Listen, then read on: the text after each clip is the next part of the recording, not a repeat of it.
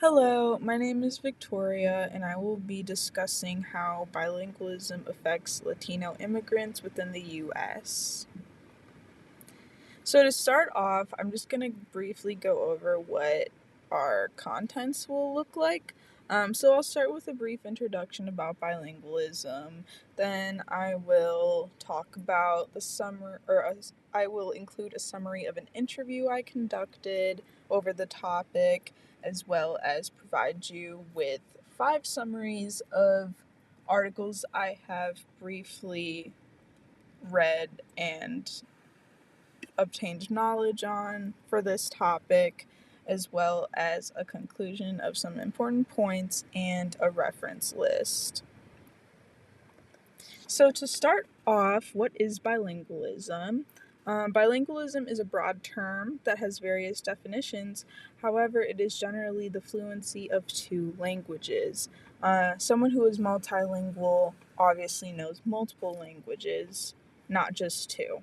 So, since I am a TESOL major, I do have a very extensive knowledge on this topic, taking second language acquisition.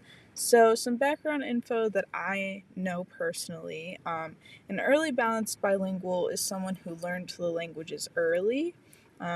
So, probably spoke 1 or more languages within the household at a very young age. A late bilingual is someone who learned the languages or language late.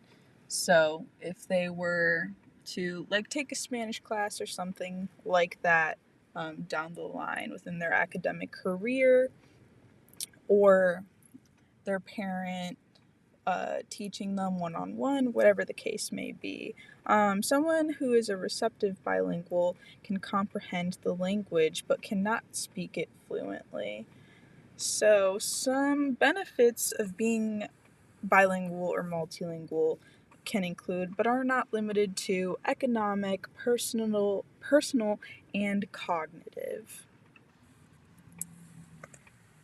So, some language skills obviously would include listening, speaking, reading, writing.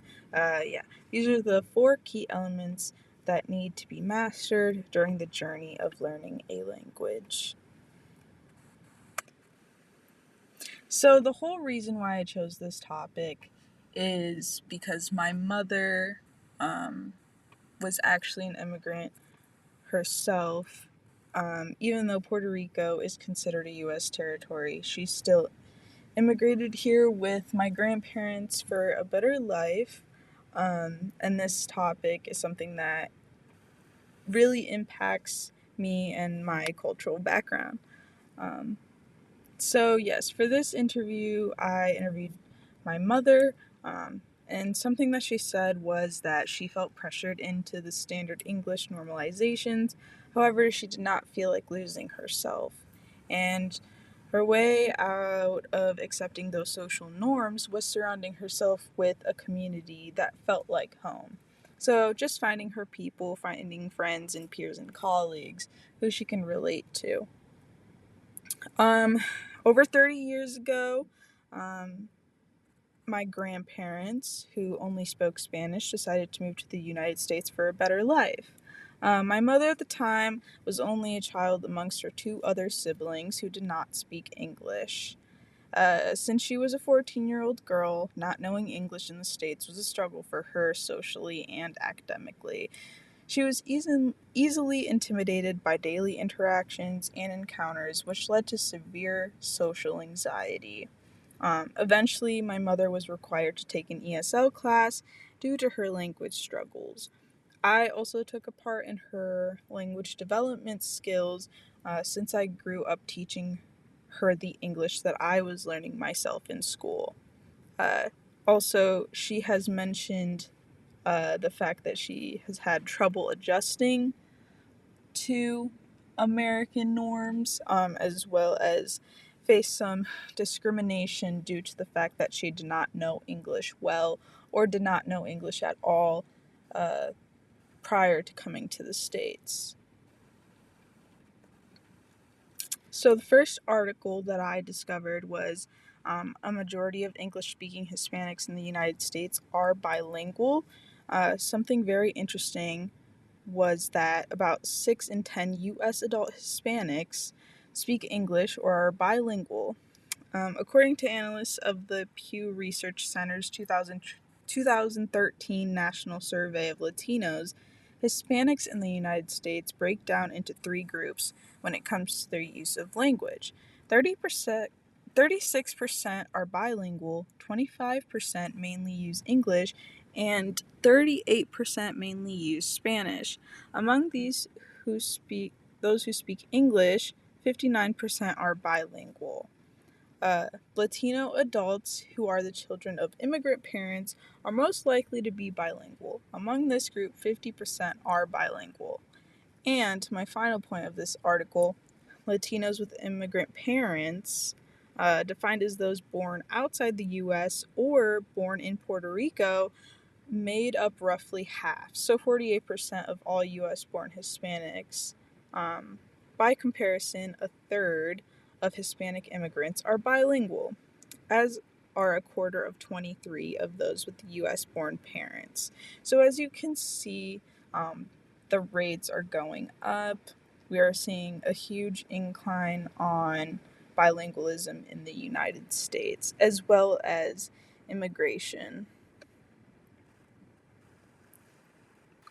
Article 2 talks about immigrants learning English and the acquisition rates by the country and origin of demographics since 1900. So, modern immigrants have better English language skills than those of the past. These results are the same whether their age of arrival differs, whether they are married to native born Americans or immigrants, or if learning English is an important aspect of becoming American. Whatever complaints American voters have about current immigrants, they typically have language skills greater than our immigrant ancestors. So, about 91% of immigrants in the U.S. between 1890 and 2010 spoke English, compared with 86% who lived here from the 1900s to about 1930. While immigrants with different backgrounds are more or less likely to learn English than others, our analysis unambiguously shows that today's immigrants are more likely to learn English than immigrants at the beginning of the last century. So, as I said before, the percentage of immigrants coming to the United States is increasing. So, Article 3, language, culture, and adaptation in immigrant children. Many children of immigrants live in families exposed to multiple risk factors such as poverty, poor schools, neighborhood violence, discrimination, access to health care, education, jobs, such as that. This results in social pressure and the fact that